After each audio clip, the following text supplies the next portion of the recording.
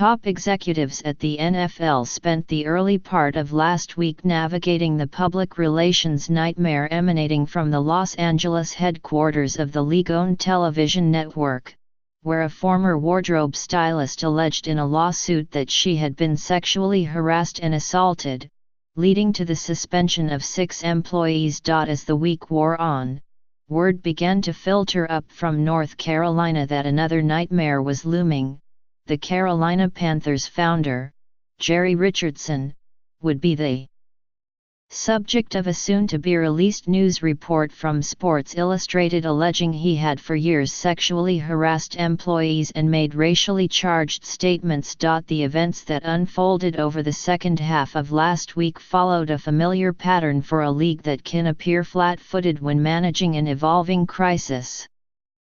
While the NFL eventually landed on a solution that would most likely benefit all parties, Richardson has agreed to sell the team after the season. The league initially deferred to a member of its inner circle in a situation where organizations confronted with similar behavior from one of their own have reacted more swiftly and decisively. On Thursday, Richardson began calling his fellow owners to tell them what was coming.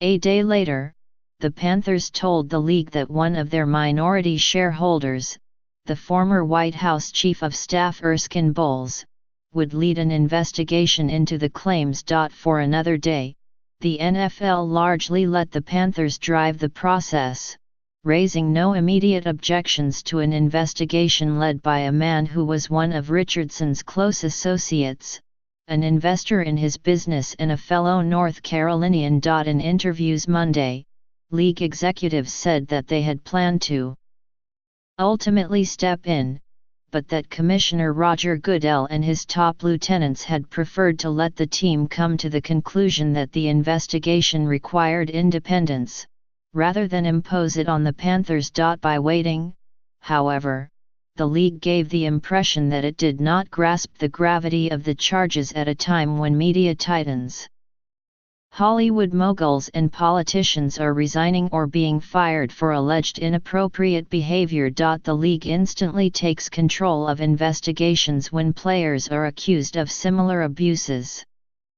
With Richardson and the Panthers, the NFL waited until late Saturday to decide to take over the inquiry. An announcement came Sunday morning.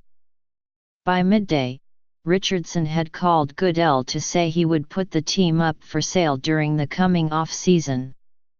Control of the team's day-to-day operations was turned over on Monday to Tina Becker, a longtime franchise employee. If Richardson thought his departure would end any investigation, he was mistaken. The league said on Monday that it would follow through with its inquiry. An NFL spokesman, Joe Lockhart, said the league had not yet chosen a law firm to lead the inquiry. The coming sale represents a rich opportunity for all involved. NFL teams are among the most valuable in sports, and they rarely change hands.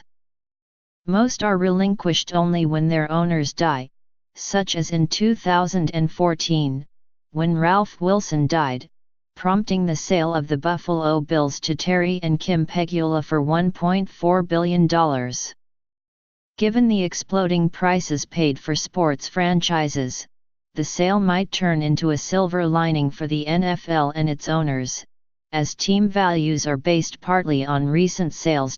Richardson said he would not entertain bids before the end of the season, so it is too early to know precisely how much money his team may fetch. Sports bankers say the Panthers will almost assuredly bring in more than the $2.2 billion that Tillman J. Fertitta paid this year for the Houston Rockets of the NBA. NFL owners spent Monday coming to grips with Richardson's impending departure, which partly explains why the league office may have resisted driving him out sooner with a more draconian approach. Until last week, he was one of the league's elder statesmen. Several of the owners declined to speak on the record about a man who held sway over some of the league's most important matters, including labor negotiations, the selection of a new commissioner and which teams would be allowed to move to Los Angeles. Richardson, 81, underwent a heart transplant several years ago, and has been slowed by age. But he remains an imposing presence in Charlotte, where he drives around the stadium in a golf cart. The only current owner to have played in the NFL, Richardson made a fortune on fast food restaurants.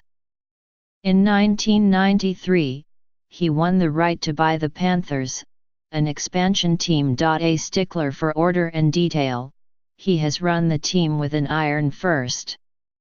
He is also known for his handwritten letters to colleagues, inquiring routinely about the family and health of underlings.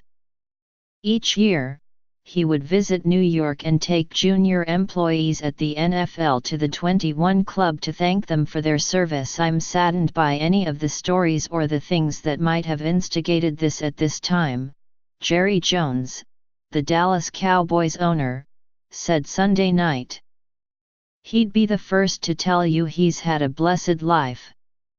Stories of Richardson's generosity now stand in contrast to someone who, according to Sports Illustrated, ogled at and caressed his female employees. Richardson has not commented directly on the allegations. The sale will most likely provide him and his partners with a windfall. The NFL, sports industry financial experts note, brings in significantly more money than the NBA. More than $14 billion this year.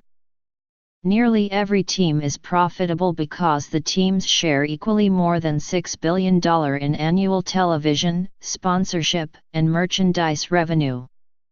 The Panthers play in a far larger, more vibrant region than the Bills, the most recent NFL team to be sold. And the Panthers also have a more favorable stadium lease. Quarterback Cam Newton, one of the league's biggest stars, led the team to the Super Bowl in 2016. Forbes, which conducts an annual survey of team values that industry critics claim are imprecise, estimated that the Panthers are now worth $2.3 billion, 11% more than in 2016. The team, Forbes said, carries almost no debt and had $102 million in operating income, the ninth most among the league's 32 franchises. Richardson intended for the team to be sold after he dies, and estate sales often require that the highest qualified bidder be chosen.